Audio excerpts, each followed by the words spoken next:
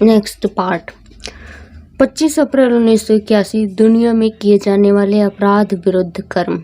कई बार हम सुनते हैं और अक्सर कहते भी हैं कि ईश्वर उनकी मदद करता है जो खुद अपनी मदद करते हैं। ये बिल्कुल सच है। सर्वशक्तिमान ईश्वर का यही असली नियम है। मान लीजिए आप निम्नतर लोक में हैं, लेकिन आप में उच्चतर स्तर पर जाने की सच्ची आकांक्षा है और आप सही मायने में सुधरना चाहते हैं, तो आपकी मदद के लिए ईश्वर सब कुछ करेंगे। सर्वशक्तिमान ईश्वर आपकी आध्यात्मिक उन्नति चाहते हैं। वो चाहते हैं कि आप सचमुच खुश हों। इसीलिए यदि आप सुधार की थोड़ी भी इच्छा प्रकट करेंगे तो आपको भरपूर मदद मिलेगी। निचले स्तर पर रहने वाले बहुत से लोग कहते हैं कि हमने किसी का कुछ नहीं बिगाड़ा है, हम ईश्वर से डरने वाले लोग हैं और हमने कभी अपराध नहीं किया है। हो सकता है कि आपने कभी कोई अपराध नहीं किया हो, लेकिन आप में बहुत से पाप किए हो सकते हैं। पृथ्वी पर लोगों द्वारा बनाए गए नियमों से ईश्वर का कोई संबंध नहीं। आपकी दुनिया में जिसे अपराध माना जाता है वह पाप हो यह जरूरी नहीं है। इसी तरह जो पाप है वो जरूरी नहीं कि अपराध भी हो। उदाहरण के लिए स्वार्थी होना अपराध नहीं है, ना ही यह अपराध है कि आप अंदर से बुरे हों और दुनिया के सामने यह दिखावा करें कि आप पुण्यात्मा हैं। नहीं, यह अपराध नहीं बल्कि बहुत बड़ा पाप है। तो आपने देखा, आपके द्वारा किए गए बहुत से अपराध अर्थात मानव निर्मित कानूनों को तोड़ना पाप नहीं है। पाप करने का अर्थ है ईश्वर के बनाए नियमों को तोड़ना। बहुत से पाप ऐसे होते हैं जिन्हें आपकी दुनिया में गलत नहीं माना जाता। इसीलिए धरती के लोग सर्वशक्तिमान ईश्वर के असली नियमों को समझने में भूल कर जाते हैं। कई पाप ऐसे होते हैं जिन्हें लोग गंभीरता से नहीं लेते और कुछ तो ऐसे होते हैं जिन्हें पाप माना ही नहीं जाता। इसीलिए धरती पर रहने वाले लोगों के लिए क्या यह जानना अच्छा नहीं कि कौन से पाप उन्हें उनके असली घर यानी कि जीवात्मा जगत के निम्न स्तरों की ओर ले जाने वाले हैं। धन्यवाद। नेक्स्ट स्टेप 26 अप्रैल 1981 मनुष्य को अपने पापों की सजा भोगनी पड़ती है। अब जो मैं बताने जा रहा हूँ उस पर विशेष ध्यान दीजिए, क्योंकि यह बहुत ही महत्वपूर्ण है। इसे समझने में आप बिल्कुल भी भूल नहीं करिएगा। कहते हैं यदि दुष्ट लोग अपनी दुष्टता छोड़कर सन्मार्ग पर चलें तो ईश्वर उनकी जिम्मेदारी उठा लेते हैं। हाँ, बिल्कुल ईश्वर जिम्मेदारी उठा लेते हैं और उन्हें उठने में मदद भी करते हैं। लेकिन इसका ये मतलब नहीं कि मनुष्य के भला बनने की इच्छा जाहिर करते ही ईश्वर उसे माफ कर स्वर्ग में उसका स्वागत करेंगे। बिल्कुल नहीं। चाहे जो भी हो, आपको अपने पापों का हिसाब चुकाना पड़ता है। लेकिन यदि खुद को बदलने में आपकी सच्ची लगन हो तो ईश्वर आपकी मदद जरूर करेंगे। ऐसा केवल तब होता है जब आप अपने पापों के लिए सच्चे मन से पश्चाताप करते हैं और ईश्वर को ये भरोसा हो कि आप अपने पुराने रास्तों पर नहीं चलेंगे।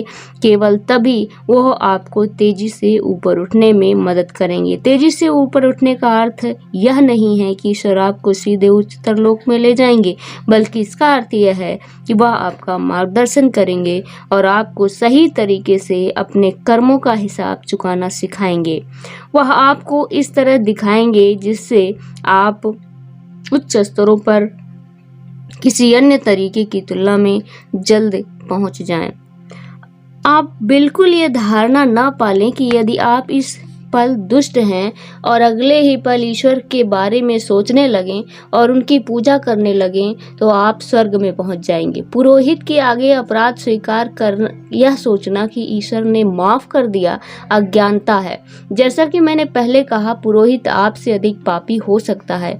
आपको क्षमा करने वाला वह कौन होता है? पापों के लिए क्षमा तो केवल सर्वशक्तिमान ईश्वर ही कर सकते हैं, लेकिन तब तक नहीं जब तक कि आप सच्चे मन से पश्चाताप ना करें। अच्छाई के लिए खुद को बदलने की आपकी आंतरिक अभिलाषा एकमात्र महत्वपूर्ण चीज है। आपकी आंतरिक इच्छा एक सच्चे, ईमानदार और भला जीवन जीते हुए सर्वशक्तिमान ईश्वर तक पहुंचने की होनी चाहिए। कोई व्यक्ति बहुत ही साधारण हो सकता है और हो सकता है कोई उसे दोबारा देखना पसंद न करे, अथवा किसी को भी उसके मामूली लगने वाले सवालों के जवाब देने की जरूरत महसूस न हो। हो सकता है आपकी दुनिया में उसकी कोई हैसियत ना हो, लेकिन जीवात्मा जगत में उसका स्थान पृथ्वी पर के बड़े प्रसिद्ध हस्तियों से भी अधिक ऊंचा हो सकता है। तो इस प्रकार पृथ्वी पर आपके लिए सचमुच भली और दुष्ट आत्माओं के बीच फर्क करना मुश्किल होता है।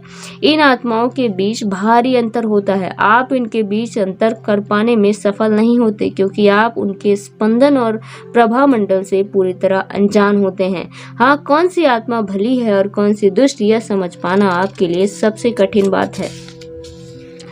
कई बार पृथ्वी पर लोग किसी व्यक्ति को बहुत ही धार्मिक और पवित्र मान लेते हैं, लेकिन हो सकता है वह व्यक्ति बहुत ही दुष्ट हो। हमारी सलाह आपके लिए यह है कि यदि आप जीवात्मा जगत से सुरक्षित संपर्क कर सकें तो वहां से मार्गदर्शन प्राप्त कीजिए, ताकि दुष्ट आत्माओं की निरंतर संगति आपको भ्रमित कर निम्न स्तर की ओर खींच ना सके। एक बार ये पैराग्राफ फिर से पढ़ती हूँ। कई बार पृथ्वी के लोग किसी व्यक्ति को बहुत ही धार्मिक और पवित्र मान लेते हैं, लेकिन हो सकता है वह व्यक्ति बहुत ही दुष्ट आत्मा हो। हमारी सलाह आपके लिए यह है कि यदि आप जीवात्मा जगत से सुरक्षित संपर्क कर सकें तो वहां से मार्गदर्शन प्राप्त कीजिए, ताकि दुष्ट आत्माओं की निरंतर संगति आपको भ्रमित कर निम्न स्तर की ओर ना खींच सके। यानी कि सीधा संपर्क अगर आप कर सकते हैं सुरक्षित संपर्क के माध्यम से जीवात्मा जगत से, तो आपको बेहतर मार्गदर्शन मिलेगा कि आपके आसपास कैसी आत्माएं हैं और किस तरह से वो आपको प्रभावित कर रहे हैं और आपको कैसे उनसे बचना है। ये सारी चीजें जीवात्मा जगत की जो आपके फ्रेंड्स, मित्र, आत्माएं हैं, वो आपको जरूर बताती हैं। लेकिन हाँ, ध्यान रहे, खुद से नहीं, किसी विशेष इंसान जो इन सब कामों में माहिर हो, जिसका अपना एक ऑरा हो, तरीका हो, जो उस चीज को करता हो पहले से, उसी से करवाइएगा। खुद कभी प्रैक्टिस करने की कोशिश मत करिएगा, नहीं तो